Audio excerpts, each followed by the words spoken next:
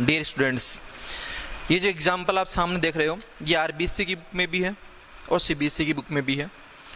CBSE means NCERT में भी है और आरबीएससी की बुक तो आती है उसमें तो है ही है। ये दूसरी बात ये है इसमें कि ये जो एग्जाम्पल से जो रिजल्ट अपन निकाल रहे हैं, कुछ क्वेश्चंस में अपन को यूज भी करने हैं। ये और इसके जस्ट बाद का जो एग्जाम्पल है वो दोनों ही रिजल्ट यूज करने अपने को आगे जो क्वेश्चंस आएंगे उनमें, उस हिसाब से भी इंपॉर्टेंट, तो याद भी रखना आपको। याद तो क्या रखना आप लोगों को, इसने क्या बोला है कि if A and B are independent events, A and B are independent events, then हमें क्या लर्न करके रखना है यहाँ से कि यदि ए और बी इंडिपेंडेंट हैं तो ए बार एंड बी भी क्या होंगे, इंडिपेंडेंट होंगे। दूसरा क्या पॉइंट याद रखेंगे अपन कि a and b bar independent, and third point is a bar and b bar also independent. Means a और बी के इंडिपेंडेंट होने पर कौन कौन इंडिपेंडेंट होगा, A bar means A dash means complement of A and B, ठीक। A and B dash means B complement और A complement and B complement. ये इवेंट्स भी कैसी होती हैं, इंडिपेंडेंट होती है। इस चीज को अपन को यहाँ पे प्रूव करना है और फिर keep in your mind, correct. Now solution, given A and B are independent events,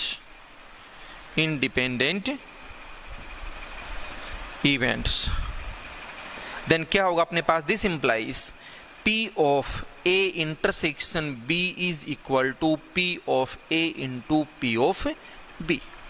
now point number 1, अब यहां से अपन को थोड़ा सा ये समझना है कि भाई A और B इंडिपेंडेंट है तो क्या है अपने पास P of A intersection B is equal to P of A into P of B है। तो यदि ए बार एंड बी इंडिपेंडेंट होंगे तो यहाँ पे ए बार आ जाएगा। एनसीईआरटी में ए डैश लिखा हुआ है तो उसमें कंफ्यूज मत होना आप लोग, एक ही चीजें दोनों सिंबल लिखवा दिए थे मैंने आपको इसके। तो इसमें यहाँ पे ए की जगह क्या आ जाएगा, ए डैश आ जाएगा। तो फिर आगे क्या बनना चाहिए, P of A dash into P of B. भाई ए डैश भी तो इवेंट ही है। अगर मैं कह दूं कि इवेंट ए डैश जो वो तो ई है और B जो है वो B ऐसा कैसा है, तो फिर E और B की इंडिपेंडेंस अगर अपन को चेक करनी है तो फिर यही तो बोलेंगे अपन, यही तो प्रूव करेंगे यहां से कि P of E intersection B is equal to P of E into P of B। और E की जगह वापस यदि आप A डैश लिख दोगे तो यहां पे क्या आ जाएगा, A डैश, और यहां पे क्या आ जाएगा, A डैश आ जाएगा। फिर ऐसा ही पॉइंट नंबर 2 और पॉइंट नंबर 3 भी सेम ही है, उसमें दोनों जगह पे क्या आ जाएगा, डैश आ जाएगा। Means P of A dash intersection B dash is equal to P of A dash into P of B dash. अगर आप एनसीईआरटी बुक के हिसाब चल रहे हो तो डैश लगा लोगे, और यदि आरबीएससी बुक के हिसाब चल रहे हो तो आप बार लगा लोगे। हैं दोनों एक ही चीज, कोई डिफरेंस नहीं है दोनों में, एक ही चीज को रिप्रेजेंट करते हैं, कॉम्प्लीमेंट ऑफ ए डैश और ए बार, या फिर complement of B means B dash और बी बार, ठीक है। चलिए तो अपन यहां से स्टार्ट करते हैं कि now point number 1, P of A dash intersection B. First point की बात यदि अपन कर रहे हैं तो एक पे डैश है या बार, अगर देखें अपन क्योंकि बार से लिखा हमने आंसर उसमें क्वेश्चन को, तो P of A bar intersection B, एक पे बार है तो फॉर्मूला करवाया हुआ मेरा आपको, क्या आ जाएगा यहां से, P ऑफ पहले जिस पे डैश नहीं है, जिस पे बार नहीं है वो, तो P ऑफ बी और माइनस बार हटा करके पूरा ऐसा कैसा, तो P of A intersection B. ये करवा दिया था फॉर्मूला मैंने आप लोगों को। चलिए इसके बाद ये तो P of B as it is है, माइनस ये गिवन है, ये क्या गिवन है बेटा, P of A into P of B. और दिख रहा आपको इन दोनों स्टेप्स में P of B is common here, then this is 1 minus P of A, and 1 minus P of A is P of A bar. तो ये हो जाएगा आपके पास P of B into P of A bar, correct. और आप write कर दोगे यहां से कि this implies A bar and B are independent. ये पॉइंट नंबर 1 हो गया। जब पॉइंट नंबर 2 में अपन आएंगे तो पॉइंट नंबर 2 यहां से, तो उसमें यहां इससे हटा देते हैं, ये बी बार यहां पे हो गया। तो फिर अपने पास क्या आएगा, अब इस पे बार नहीं है तो पहले तो ये आ जाएगा P ऑफ ए, और माइनस यहाँ पे क्या आ जाएगा, P of A intersection B. तो इसमें क्या हो जाएगा बेटा, P ऑफ ए हो जाएगा। यहाँ से कॉमन क्या आ जाएगा अपने पास, P ऑफ ए कॉमन आ जाएगा, तो यहाँ पे बनेगा P ऑफ बी। और ये हो जाएगा P of B bar into P of A। भाई ये 1 माइनस P ऑफ B क्या बन जाएगा, P ऑफ B बार बन जाएगा, और इंटू में क्या है, P ऑफ A है। This implies A and B bar are independent events. ठीक है, तीसरे पॉइंट की अगर अपन बात करें यहाँ पे, तो तीसरा जो पॉइंट है वो क्या कह रहा है कि ए बार एंड बी बार को प्रूव कीजिए कि वो भी कैसे होंगे, इंडिपेंडेंट होंगे। तो अभी देखिए दोनों पे बार है तो डिमॉर्गन्स रूल, दोनों पे डैश है तो डिमॉर्गन्स रूल, ऐसे याद रख सकते हो आप इसको यहाँ से। तो उसमें क्या आएगा अपने पास, P of A union B बार, और डैश होगा तो डैश यहाँ होता है तो डैश ब्रैकेट के बाहर यहाँ जाएगा, और बार है तो बार ऊपर आ जाता है। फिर इसके बाद इसमें रूल लगा लेंगे अपन कौन सा, कि P of A bar equal to क्या होता है, 1 माइनस P ऑफ A होता है। तो यहाँ क्या आ जाएगा, 1 minus P of A union B, और P of A union B का फॉर्मूला अपन जानते हैं क्या होता है, P of A plus P of B minus P of A intersection B। यहाँ माइनस है तो क्या बनता जाएगा, P of A minus P of B, और ये बन जाएगा प्लस में P of A intersection B। 1 minus P of A minus P of B, और इसको अपन राइट कर सकते हैं जो गिवन है उसके according P of A into P of B। तो ये इंडिपेंडेंट तभी हो रहे हैं तीनों पॉइंट जब A और B कैसे थे, इंडिपेंडेंट थे। वो इंडिपेंडेंट है तब ये जो इवेंट्स हैं किस टाइप की होती हैं, इंडिपेंडेंट इवेंट्स होती हैं। ठीक है, उसको यूज करना ही है अपने को। अब ये 1 माइनस P ऑफ A तो क्या हो गया, P ऑफ A बार हो गया, 1 माइनस P ऑफ A। और इन दोनों में से अपन क्या कॉमन ले लेते हैं, P ऑफ B को कॉमन ले लेते हैं, तो यहां बच गया 1 minus P of A। 1 minus P of A फिर से क्या हो गया, A बार हो गया, तो P of A bar minus P of B into P of A बार। अब दोनों स्टेप्स में से P of A bar common है, कॉमन ले लिया अपन ने, यहां रह गया 1 minus P of B। 1 minus P of B क्या होता है बेटा, P ऑफ B बार होगा, तो ये बन जाएगा अपने पास ऐसे। अब राइट कर दोगे आप कि this implies A bar and B bar are independent events. Simple question है, इसका आप सॉल्यूशन भी आना चाहिए आपको, और साथ के साथ आप इसको याद भी करके रखोगे, जहां पर भी नीड होगी वहां पर इस बात को अपन अप्लाई कर सकते हैं। तो हो सकता है 1-2 क्वेश्चन ऐसे हो जाए अपने कैसे हो जाए, यहाँ से छोटे हो जाए। नेक्स्ट जो क्वेश्चन है उसमें देखिए आप एग्जाम्पल नंबर 16 आरबीएससी में और एनसीईआरटी में आप चेक कर लीजिएगा कि एग्जाम्पल क्या दे रखा है आप लोगों को, कौन सा नंबर दे रखा है।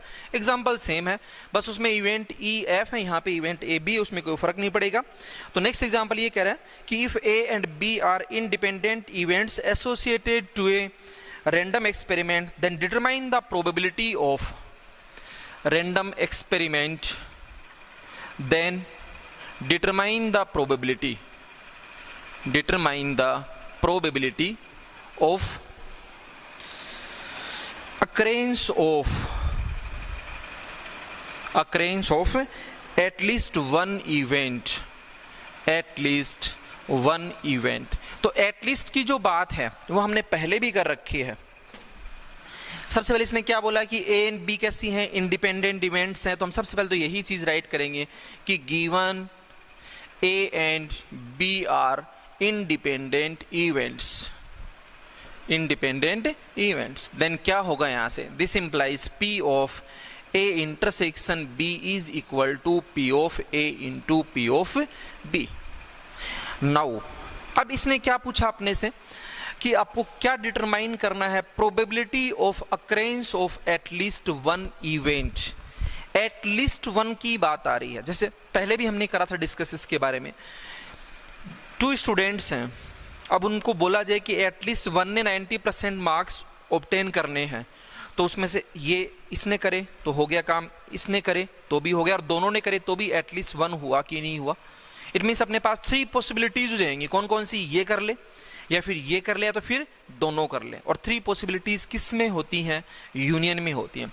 तो जब भी एटलीस्ट की बात आएगी उसका मीनिंग समझना कि यहाँ पे पॉसिबिलिटीज कितनी है अपने पास, और बनता क्या है यहाँ पर, यूनियन।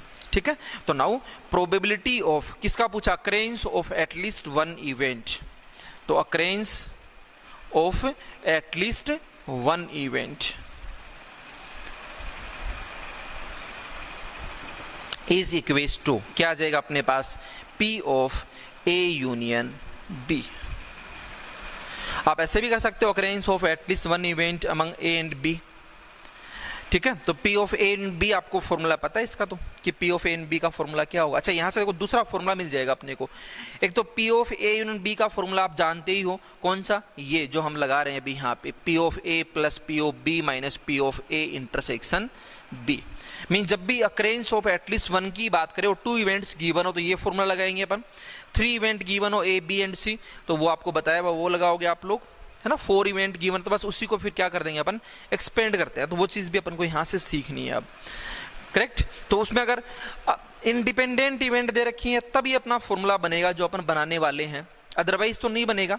ये फॉर्मूला चाहे इंडिपेंडेंट हो चाहे डिपेंडेंट इवेंट हो, दोनों में लग जाएगा। पर जो यहां से बन के आएगा वो तभी बनेगा जब वो इवेंट्स कैसी होंगी, इंडिपेंडेंट होंगे। क्योंकि तभी अपन P of A intersection B की जगह पे P of A into P of B लिख पाएंगे, जब इवेंट कैसी होंगी, इंडिपेंडेंट होंगी। अगर इवेंट इंडिपेंडेंट नहीं दे रखी है तो इसकी जगह हम P of A into P of B नहीं लिख पाएंगे, तो फिर जो फॉर्मूला बनेगा वो यूज नहीं कर पाएंगे अपन। किसमें, एटलीस्ट वन की अक्रेंस की बात में। इंडिपेंडेंट दे रखी हो तो जो नया फॉर्मूला बनेगा वो अपन अप्लाई कर देंगे यहाँ पर।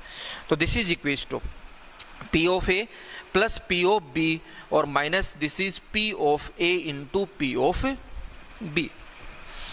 यहां से हम क्या कर सकते हैं कि P ऑफ A प्लस इसमें से P ऑफ B यदि अपन कॉमन ले लें तो अपने पास रहेगा यहाँ पे 1 minus P of A।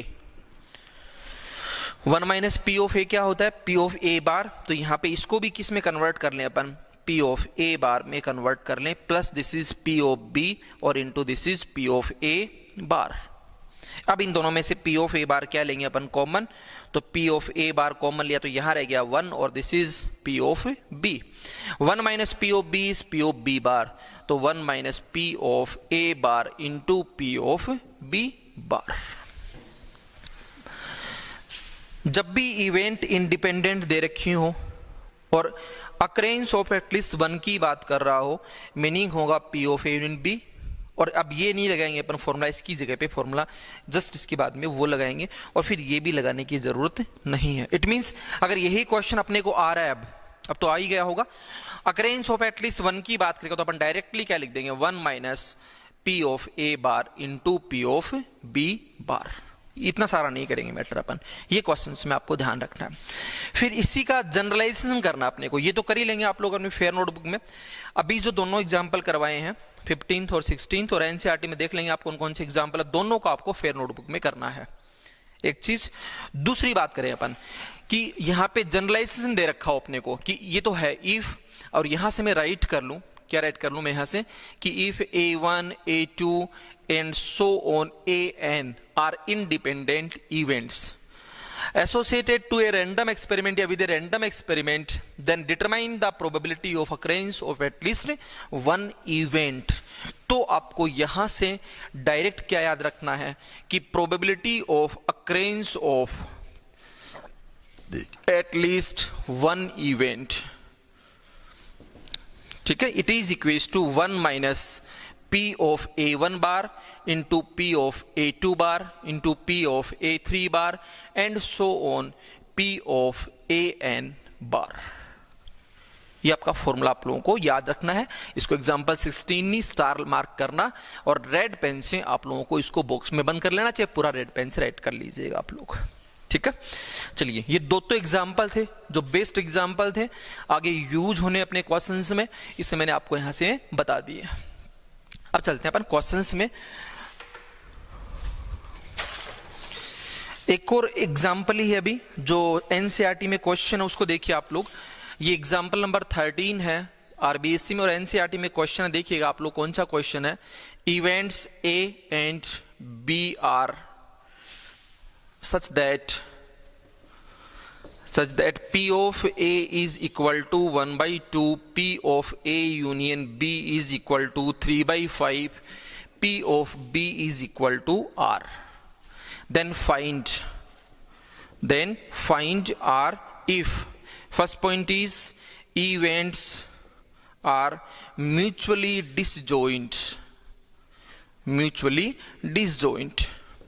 and point number 2 is events are independent, events are independent. इसमें क्वेश्चन में समझाने लायक कुछ भी नहीं है।